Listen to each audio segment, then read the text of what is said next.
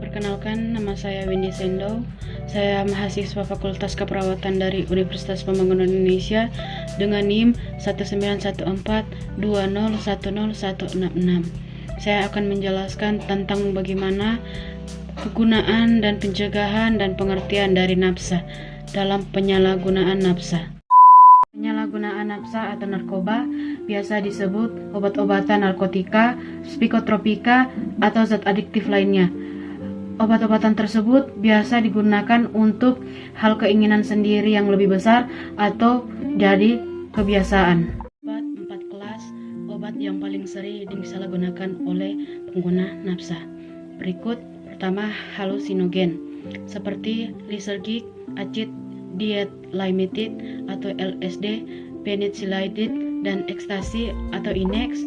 Efek yang dapat ditimbulkan dari penyalahgunaan obat halusinogen beragam, di antaranya adalah halusinasi, tremor, dan mudah bergantian emosi. Kedua, depresan seperti diazepam, alprazolam, clonazepam, dan ganja. Efek samping yang ditimbulkan dari penyalahgunaan obat depresan adalah sensasi rileks dan mengalihkan stres akibat suatu pikiran. Ketiga, stimulan seperti dextromethorphan, kokain, methamphetamine atau sabu, dan amfetamin. Efek yang dicari atas penyalahgunaan obat stimulan adalah bertambahnya energi, membuat penggunaannya menjadi fokus. Keempat, opioid seperti morfin dan heroin yang sebenarnya adalah obat penahan rasa sakit, namun digunakan untuk menciptakan rasa ingin kesenangan sesaat. Penyebab penyalahgunaan nafsa. Penyalahgunaan nafsa atau narkoba umumnya terjadi karena ada rasanya ingin tahu yang tinggi. Di sisi lain, kondisi ini juga dapat dialami oleh penderita gangguan mental, misalnya gangguan bipolar atau skizofrenia. Seseorang yang menderita gangguan mental dapat lebih mudah menyalahgunakan nafsa yang awalnya bertujuan untuk meredakan gejala yang dirasa. Selain rasa ingin tahu yang tinggi menderita gangguan mental, terdapat pula beberapa faktor yang lain dapat meningkatkan risiko seseorang melakukan penyalahgunaan nafsa, antara lain memiliki teman yang seorang pecandu nafsa, mengalami masalah ekonomi, pernah mengalami kekerasan fisik, emosi, dan atau seksual, memiliki masalah hubungan dalam keluarga, pasangan, dan kerabat. Fase dan gejala penyalahgunaan nafsa. Keinginan untuk menggunakan obat terus-menerus setiap hari atau bahkan beberapa kali dalam sehari.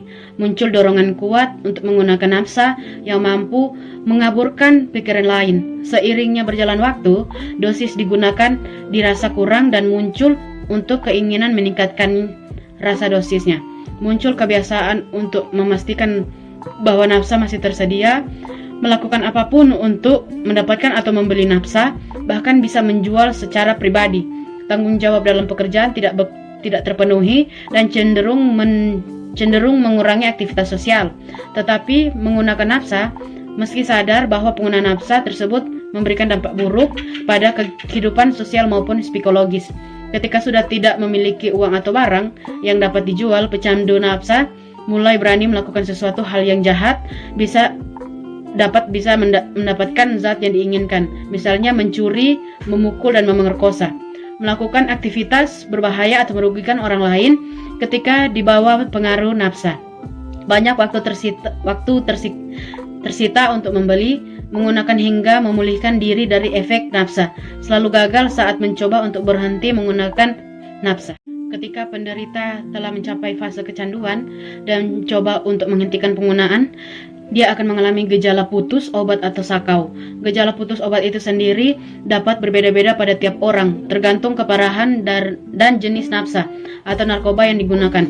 Apabila nafsa digunakan untuk heroin atau morfin atau opioid, maka gejalanya akan berupa hidung tersumbat, gelisah, keringat berlebih, susah tidur, sering menguap, dan nyeri otot.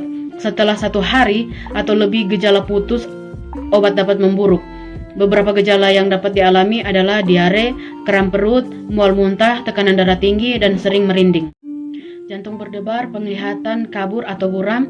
Sedangkan apabila nafsa digunakan adalah kokain, maka gejala putus obat yang dirasakan dapat berbeda. Beberapa di antaranya depresi, gelisah, tubuh terasa lelah, terasa tidak enak badan, nafsu makan meningkat, mengalami mimpi buruk dan terasa sangat nyata, lambat beraktivitas. Fase kecanduan terhadap penyalahgunaan nafsa yang terus dibiarkan, bahkan dosisnya yang lebih ditingkatkan, berpotensi menyebabkan kematian akibat overdosis. Overdosis ditandai dengan munculnya gejala beberapa mual muntah, kesulitan bernapas, mengantuk, kulit dapat terasa dingin dan berkeringat atau panas, nyeri dada, dan jantung berdebar kuat dan tidak bisa merasakan sentuhan-sentuhan dari barang-barang yang disentuh.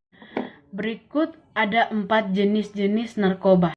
Yang pertama, ganja atau marijuana adalah kata yang digunakan untuk menggambar bunga, batang, biji, dan daun kering dari tanaman ganja.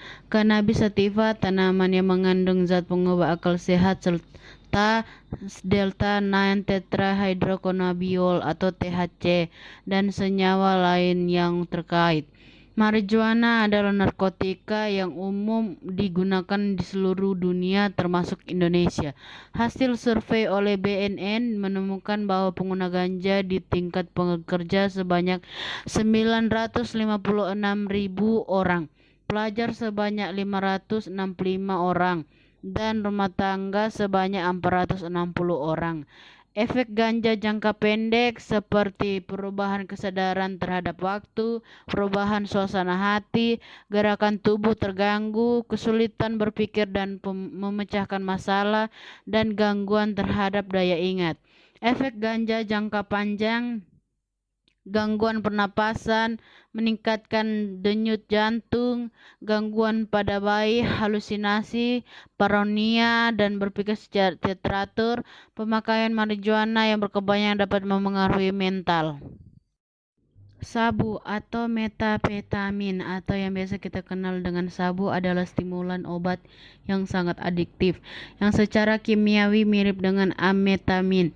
Bentuknya putih, tidak berbau, pahit, dan seperti kristal. Hasil survei BNN memperlihatkan sabu sebagai narkotika peringkat 2 yang paling sering dikonsumsi oleh masyarakat, yaitu 4.944 orang pekerja, 151.548 orang pelajar, dan 189.799 orang rumah tangga.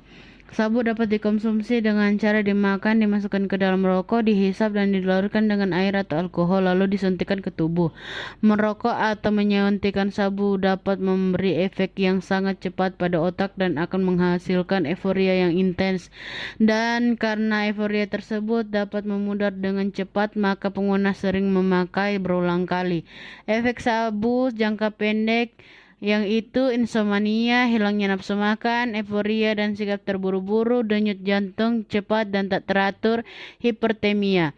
Efek sabu jangka panjang yang pertama, kecanduan, efek psikologi seperti paranoia, halusinasi, dan aktivitas motorik berulang, perubahan struktur dan fungsi otak, menurunnya kemampuan berpikir dan kemampuan motorik, melemahnya konsentrasi, hilangnya ingatan, perilaku agresif atau kekerasan, gangguan suasana hati, masalah gigi yang parah, menurunkan berat badan. Ekstasi. Ekstasi adalah nama umum untuk 3 atau 4 metilendioksmetapetamin atau MDMA. Ekstasi adalah bahan kimia eksintetis dengan efek kompleks yang meniru stimulan sabu yang senyawa halusinogen. Pada awalnya, ekstasi dipatenkan oleh perusahaan farmasi Jerman Merck pada tahun 1910 dan digunakan sebagai obat untuk meningkatkan mood dan diet. Namun pada tahun 1985, AS Drug Enforcement atau DEA melarang pengguna obat ini karena potensi sebagai agen perusak otak. Menurut BNN, sabu merupakan narkotika peringkat 3 yang paling sering dikonsumsi dengan jumlah pengguna sebanyak 3.244, orang pekerja 140, orang rumah tangga 106, orang pelajar. Efek Ekstasi jangka pendek. Pertama, menurunkan nafsu makan, insomnia, pusing dan demam, kram otot, tremor, berkeringat dingin, penglihatan buram, dan meningkatkan denyut jantung, tekanan darah, dan menegangkan mulut, wajah, dan dagu. Efek ekstasi jangka panjang. Pertama, meningkatkan kecanduan, serangan panik, insomnia, linglung, tidak mampu bedakan realita dan fantasi, delusi, paranoid, depresi. Keempat, heroin atau putau adalah narkotika sangat adiktif yang diproses dari morfin, yaitu zat alami yang dari ekstrak benih biji tanaman popi varietas tertentu. Heroin biasa dijual berbentuk serbuk putih dan kecoklatan yang telah dihancurkan oleh gula pati, susu bubuk, dan kina. Heroin yang murni berbentuk serbuk putih yang sangat pahit dan biasanya berasal dari Amerika Selatan. Efek heroin jangka pendek: demam, mulut kering, mual gatal, fungsi jantung melambat, pernapasan melambat, kerusakan otak permanen, dan koma. Heroin efek jangka panjang. Pertama, penurunan kesehatan gigi, rentan terhadap berbagai penyakit karena sistem kekebalan tubuhnya menurun, tubuh menjadi lemah lesu dan tidak bertenaga, nafsu makan yang buruk dan kekurangan gizi, insomnia, penurunan fungsi seksual, kerusakan hati atau ginjal secara permanen, infeksi katup jantung, keguguran, kecanduan yang menyebabkan kematian. Pencegahan penyalahgunaan narkoba dan psikotropika. Pertama, pencegahan pada diri sendiri. Belajar untuk mengatakan tidak, baik kepada diri sendiri atau kepada orang lain yang menawarkan barang tersebut. Tidak usah terpancing karena dibilang kuper, tidak usah terlalu ingin tahu atau ingin menjadi hebat, berani bergaul atau sebagainya. Bergaul dengan teman yang baik dan jauhi teman yang berperilaku buruk. Jangan pernah mencoba-coba berpikir bahwa narkoba akan mengakibatkan penderitaan yang sangat panjang, baik bagi diri sendiri maupun orang lain.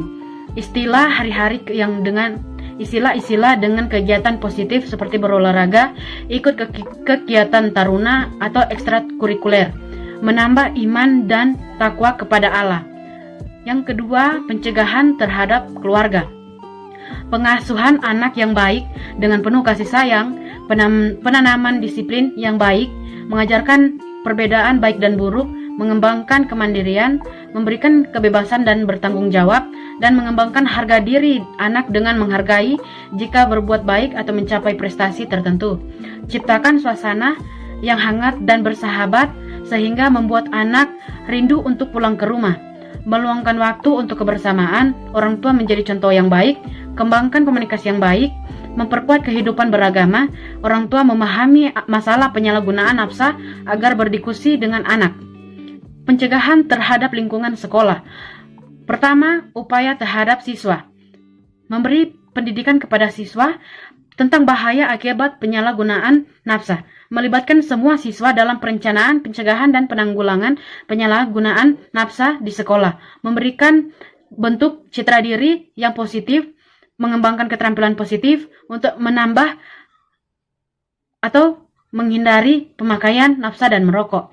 Menyediakan pilihan kegiatan yang bermakna bagi siswa atau ekstrakurikuler. Meningkatkan kegiatan bimbing konseling, penerapan kehidupan beragama dalam kegiatan sehari-hari. Upaya pencegah peredaran nafsa di sekolah. Pertama, razia dengan cara sidak, melarang orang yang tidak berkepentingan untuk masuk ke sekolah, melarang siswa keluar dari area lingkungan sekolah, membina kerjasama baik secara pihak, meningkatkan pengawasan sejak anak itu sampai dengan pulang sekolah, upaya membina lingkungan sekolah. Pertama, menciptakan suasana lingkungan sekolah yang sehat dan membina hubungan yang harmonis secara berpihak. Mengupayakan kehadiran guru secara teratur di sekolah, sikap keteladanan guru amat penting. Baik, itu penjelasan penyalahgunaan nafsa dari saya. Saya memohon maaf kalau ada kekurangan dari pengertian dan penyalahgunaan dari nafsa atau narkotika. Saya mengucapkan terima kasih banyak untuk dosen dan teman-teman sekalian.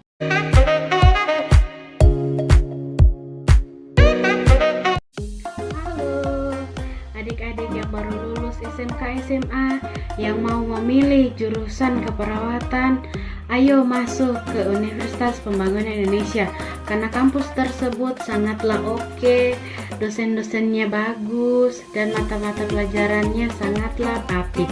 Dan untuk yang mau masuk jurusan keperawatan akan dinas-dinas di rumah sakit atau puskesmas lainnya, dan bisa saling men-sharing tentang kesehatan kepada masyarakat. Ayo yang mau mendaftar, kampus kami sudah membuka. Ayo.